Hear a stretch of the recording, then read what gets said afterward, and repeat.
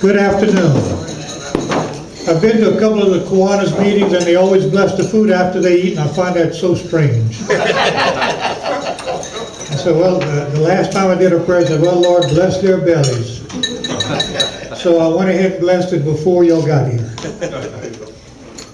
I always enjoy sharing my passion, which is hunting for arrowheads. When I first got into arrowhead collecting, right now I have about 900 in my collection. When I first got into it, my mind said there is nothing here. After digging a little while, my mind says there's something everywhere. And so everywhere I go and everywhere I look, I'm always on the alert. This past February, I made a retreat at Grand Coteau, the men's retreat at Our Lady of the Oaks. In Grand Coteau, I was walking around on the ground and I found a tooth. Showed it around and I said, do y'all know what this is? Nobody knew except me. It is a buffalo tooth. Some thought it was a cow tooth, which was close, but it is a buffalo tooth. And the reason I knew is because I have several in my collection. They had pushed some dirt at Grand Coteau. There was a big rain at the time that weekend, walking around, there it was laying in the dirt. Probably 500 years old, maybe older, I don't know.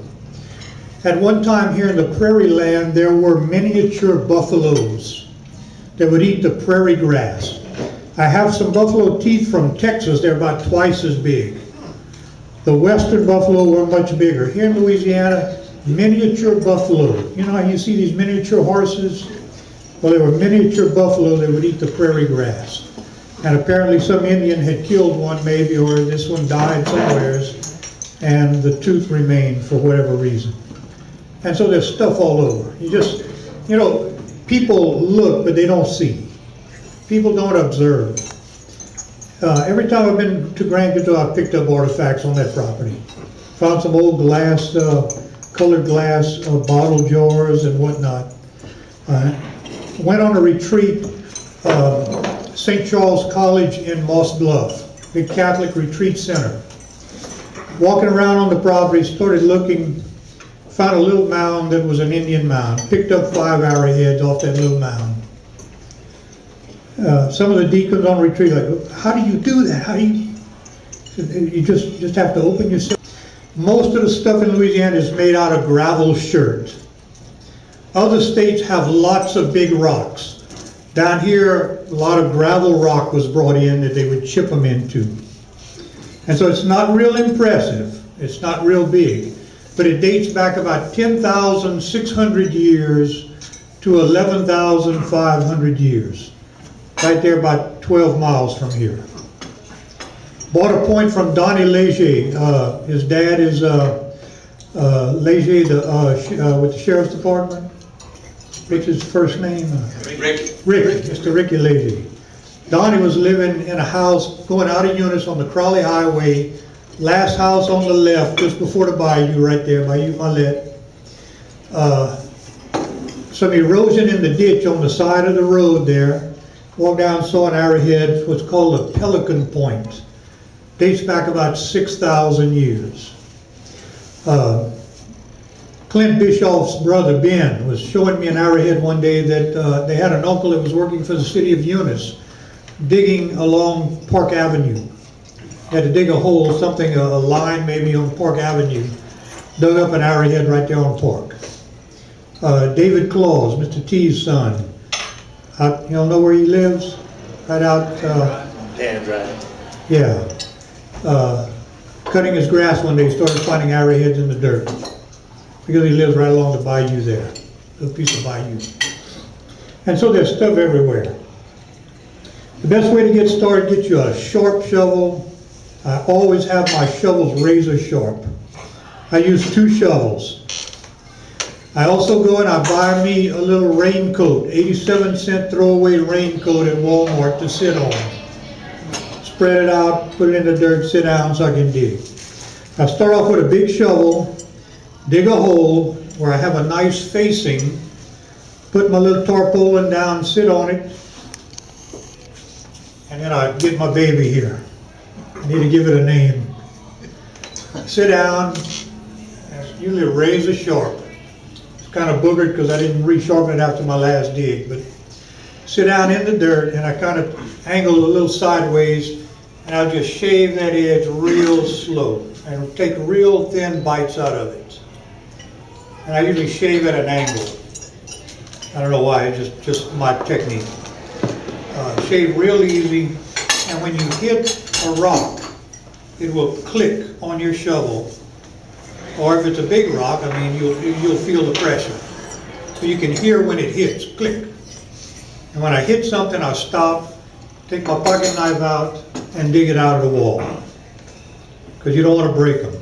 Because you can break, even though it's stone, you can break an arrowhead. So you got to dig carefully.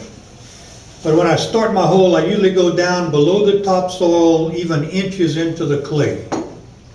I'll go several inches into the clay because I've found some even stuck in the clay. Because sometimes the Indians were living on the clay. And they would press them in the clay just to hold them, put them in place.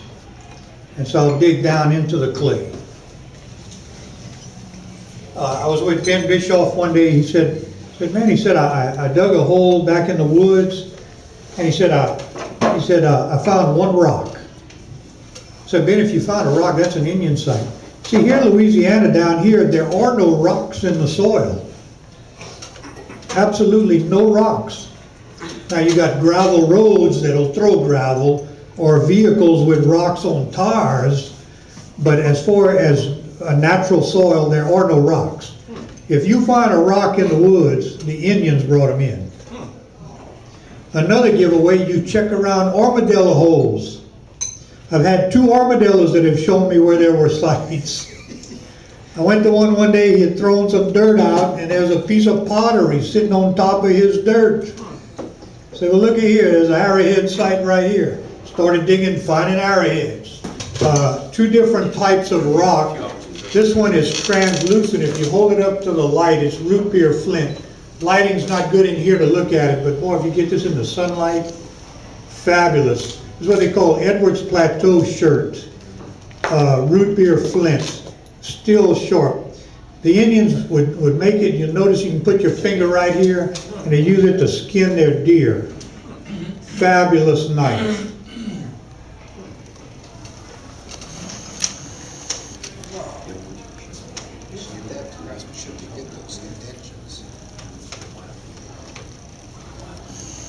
Big show in Temple, Texas. I bought this. There was a couple there. This is called a gorget. Supposedly it was like a breastplate that the Indians would tie bones off as an armor. A couple there in Texas, the lady was trying to sell it. She had marked the price down. We started talking. He said, where are you from? I said, I'm from South Central Louisiana. I said, a little town you'll probably never heard of. Where are you from? I said, I'm from Eunice. Guy looks at his wife, they both popped out laughing. He says, I got a daughter that lives in Eunice. I said, well, you know I'm a long way from home, man. What's the best price you could make on this? So they knocked the price way down. So I bought a beautiful piece. It's a little worn on top, but it probably, with a magnifying glass, there are like some little lightning lines that went across it.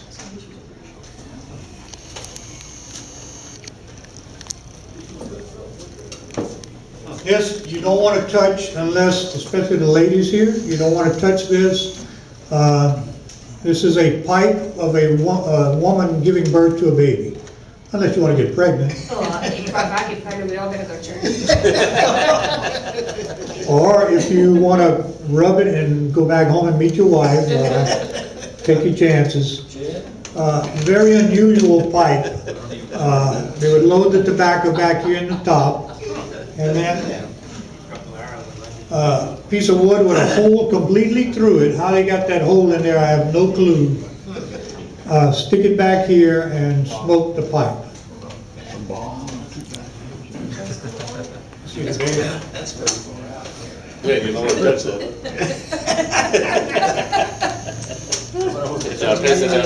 Pass it down. What about the touchdown?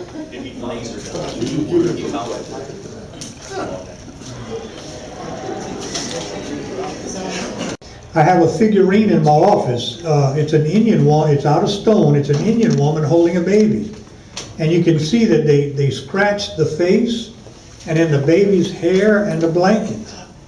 And it's made out of stone. I have a stone earring that my brother found. It rounded on one end and like a kind of an L-shaped peg coming up. We didn't know what it was, and the professor at UL saw it and he said, "That's an earring." But he had to have a hell of a hole in his ear to put that earring, let me tell you. That's making a comeback. The big holes. Spools, Indians, that's right. Indian spools, that's where that came from. Sure did. Indian spools.